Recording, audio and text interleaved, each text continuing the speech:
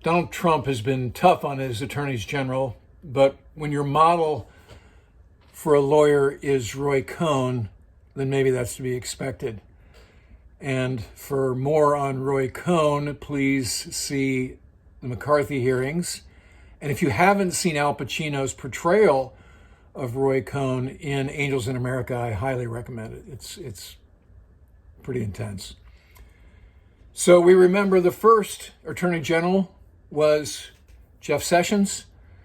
He came into the position and immediately recused himself from the Mueller investigation, which instantly got him cross-threaded with President Trump. In fact, President Trump publicly stated if he'd known that Jeff Sessions was going to recuse himself, he wouldn't have hired him. So they got off on, let's say, the wrong foot. Eventually, Sessions was ousted, replaced by Bill Barr about the time that the Mueller report was published. And Barr immediately got himself in Trump's good graces by spinning the Mueller report in a couple of ways. On the charge of collusion, Barr said there wasn't enough evidence of collusion. And then on the charge of obstruction, Barr said the level of obstruction did not rise to what would be considered impeachable, which seems like a weird standard for the President of the United States. So, in Barr, Trump found his Roy Cohn. So, Trump assumed that Barr's actions were a function of him loving all things Trump. But it turns out that Barr's actions are more a function of his approach to law, which is to say, he's always, if you look at his legal rulings history, he's always believed that the presidency should be above the other two branches of government. So it wasn't really about Trump, it was more about executive power. So they march along in lockstep for the balance of their time together, and then here comes the election. So during the summer, started to deal with the topic of mail-in ballots. And the RNC and other operatives did the math. They're like, hey, mail-in is kind of bad for us. So Trump and his henchmen set to work to try to eliminate the use of mail-in ballots. And so Barr's initial take was, yes, they are inclined to create voter fraud. And he said that as late as August. So fast forward, election happens. As we've talked about in previous episodes, the results are in favor of President-elect Biden, which obviously Trump, the avowed poor loser, starts to take to Twitter and other news outlets saying massive voter fraud. We won by a huge margin, and we're going to be able to prove it. So he looks at his AG, and at that point, Barr says, I'm not seeing any evidence of massive voter fraud. So that's all it takes. One strike and you're out. So from that point forward, Barr is dead man walking. So he announces that he's leaving on December 23rd. He's quitting. He's not being fired. That's been confirmed by White House officials. And then on the way out, he says another thing. He says, oh, and by the way, Mr. President, the Justice Department has opened an investigation on the tax filings of Hunter Biden. Just wanted you to know that. Upon which Trump freaks out. Because like what happened to Hillary in the 2016 election, when Comey went public with the fact that she was under investigation for her private server and the 130,000 emails, Trump knew that if there were any voters on the fence, that news flash from the FBI was enough to push him towards Trump. So he's convinced that had the Justice Department, had Bill Barr socialized that Hunter Biden was under investigation for tax dealings, that would have swayed voters in a way that may have tipped the election to Trump. So he's not happy about it. So there goes Barr. Here comes Jeff Rosen, who's the deputy AG. He's going to be the acting attorney general. First question to Rosen is, are you going to launch a special counsel, special investigation into Hunter Biden's tax records? So we don't know what the answer is, but if Rosen says, I don't think I should, you can bet he's not even going to be able to put his nameplate on his desk, and Trump will find somebody else to initiate this investigation before Inauguration Day. So you remember Hunter Biden from the impeachment hearings back in January before COVID took over our lives, right? Where's Hunter? Let's talk about him a little bit. He's the younger son of Joe Biden and his first wife, who was killed in a car accident, along with Hunter's sister. So Beau, who later died of brain cancer, and Hunter survived the accident.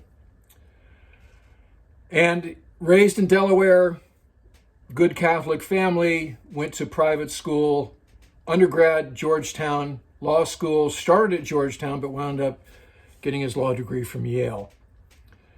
So in his professional life, he's sort of split time between not-for-profits, some banking stuff, lawyering, and also equity and other money funds, partnerships. And that's kind of what's gotten him in trouble, let's say.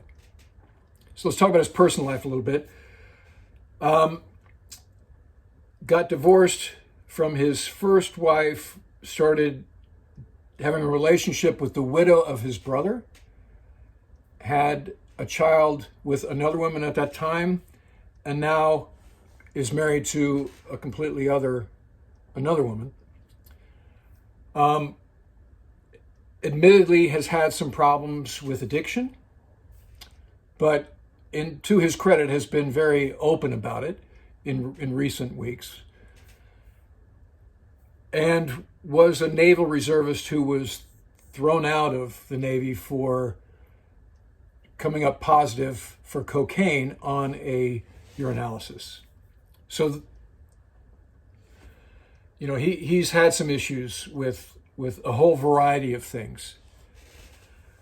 It seems also, just from the choices he's made in his professional and personal life, that he's willing to wear the family name to open doors. And I think the children of famous people or powerful people come in basically two different types. One is the ones that hold it at arm's length. And I saw this when I was growing up with some of the children of generals who lived near us when I lived on base when I was in high school. They wear the stars, as we used to say. So there's the kind of just say, no thanks. And then there's the others who very much wear the stars, right? And so I think the Trump kids could be guilty of that. In fact, I've read an anecdote one time that Ivanka was very concerned during her parents' divorce that her last name wouldn't be Trump anymore. So Hunter has been fully willing to be the son of the vice president when it would be a tiebreaker or it would actually open the door. And this, in recent years, caused particular trouble with two organizations. One was BHR Partners, which is a Chinese equity firm. And then the more publicized in recent months was Burisma. So the problem with both of these, and Burisma is a Ukraine energy company, which had Hunter Biden on retainer for reportedly upwards of $50,000 a month. Hunter Biden, who has zero expertise in the energy sector, whose dad, at the beginning of this board membership partnership, was the vice president of the United States, who was trying to pressure Ukraine to hold free and fair elections because of Russian pressure on that country. So during the impeachment hearings against Donald Trump, GOP congressmen and Trump proxies tried to make a lot of hay out of Hunter Biden's activities and the nexus with his dad, suggesting that the connection was unethical. Joe Biden categorically denied it. During the debates, this guy Bobulinski came out and said, hey, I have emails, I have voicemails, phone records, and I'm telling you that Hunter Biden very much offered up his dad as a value add, if you will, to his part of the Burisma effort. For his part, Joe Biden categorically denied ever meeting with them or whatever. So that passed by, election happens, Biden wins. Trump, being the narcissist he is never happy with something ending where he's not getting his vengeance. So in this case, he's going to try to create a special investigation that is a poison pill of sorts, a landmine, a booby trap. Because thinking back to the early Trump administration and the Russia investigation that was the first thing he tackled, and his attorney general recusing himself, that set the tone for Trump for 4 chaotic years. And that was just the beginning. So now, here comes Biden with the promise that it'll be everything that Trump wasn't. So instantly, if this actually becomes an investigation, Biden's choice for Attorney General matters a lot. And this will be his first test of whether he's going to have a tone and an ethics atmosphere that's wholly different than what came before. America doesn't want fewer tweets, but the same old thing in terms of the swamp. America wants complete transparency and ethical behavior from the president on down. So we're going to see right away whether that's what's going to happen or not. All right, I'd like to thank the new subscribers to the channel here and thank all of you for liking and sharing these episodes. And if you like this episode, click like. This is the mobile. No, I'm sorry. This is desktop. This is mobile, right? And I'll talk to you again soon.